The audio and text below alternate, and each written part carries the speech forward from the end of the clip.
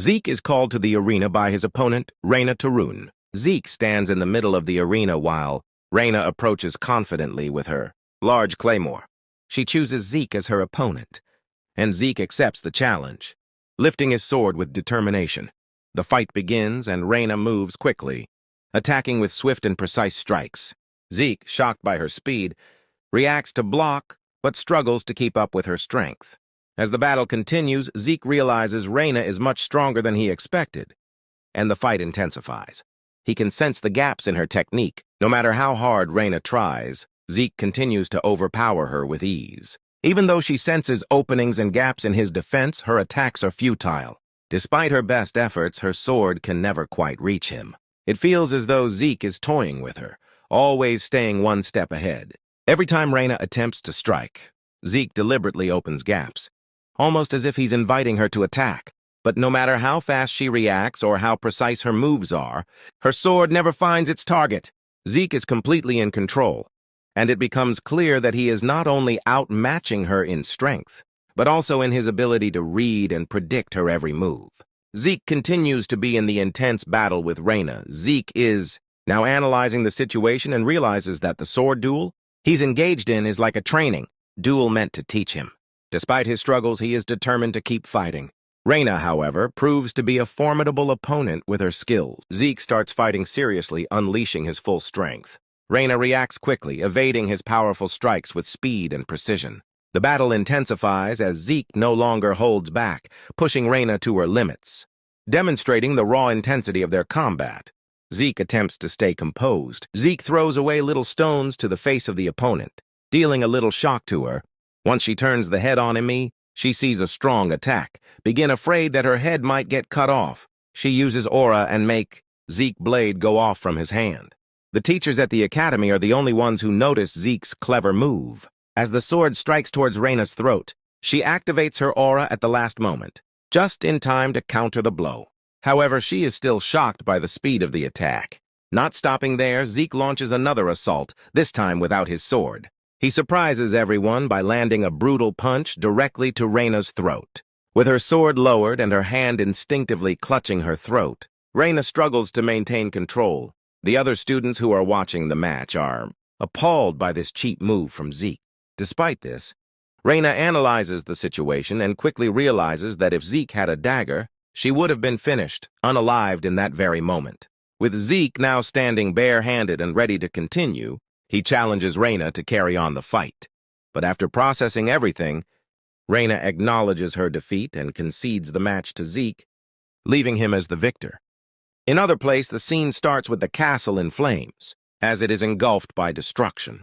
The chaos around is felt with intense sounds of cracking and explosions. In a different setting, a calm and seemingly unaffected scene unfolds in a room with a man sipping tea. His calm demeanor is in stark contrast to the chaos outside. He is identified as Abel, with a companion named William.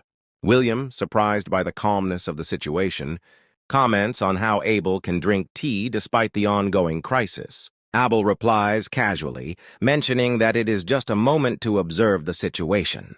The two discuss the blessings rite and a certain awakening that is of great interest to them. As the conversation flows, it's clear that there are things afoot beyond the crisis, as they plan to visit someone soon, perhaps someone related to the upcoming events.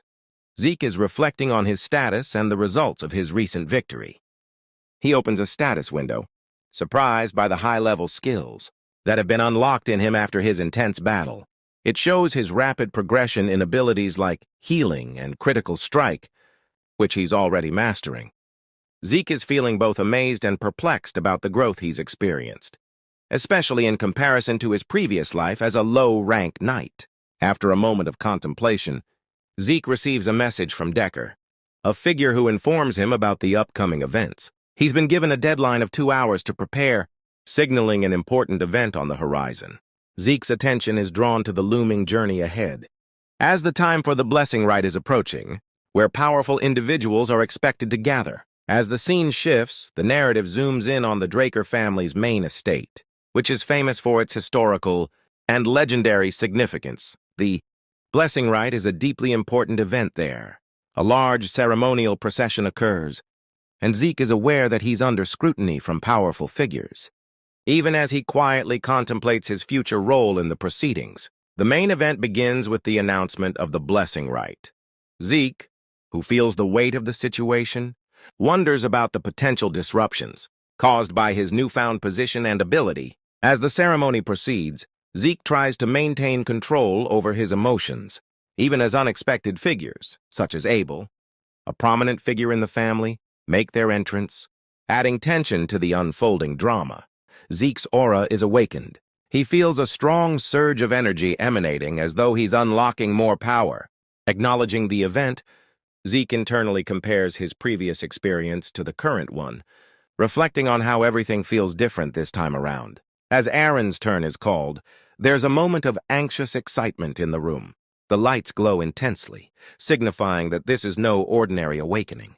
There's talk of a rare occurrence, the kind where those with special abilities, like mana inhibition, are revealed. These are individuals who can suppress magical energies, a trait that makes them even more dangerous. Reina, now the center of attention, is about to face a powerful transformation. The scene shifts to the reactions of those around, discussing what might happen next. The family head is seen reacting to the moment, acknowledging the power contained in this rare transformation.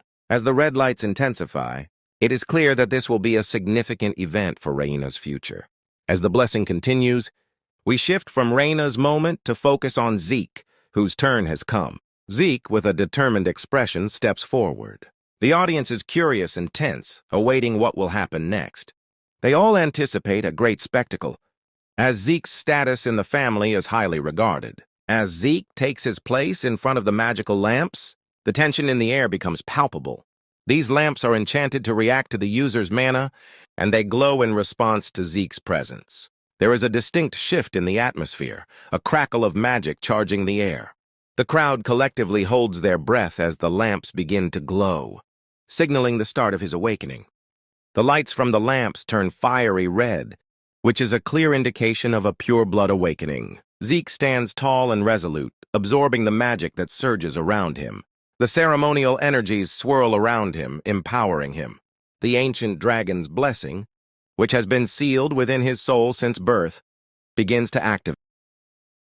Zeke calmly accepts the transformation, his face betraying no emotion despite the incredible power that is now surging through him.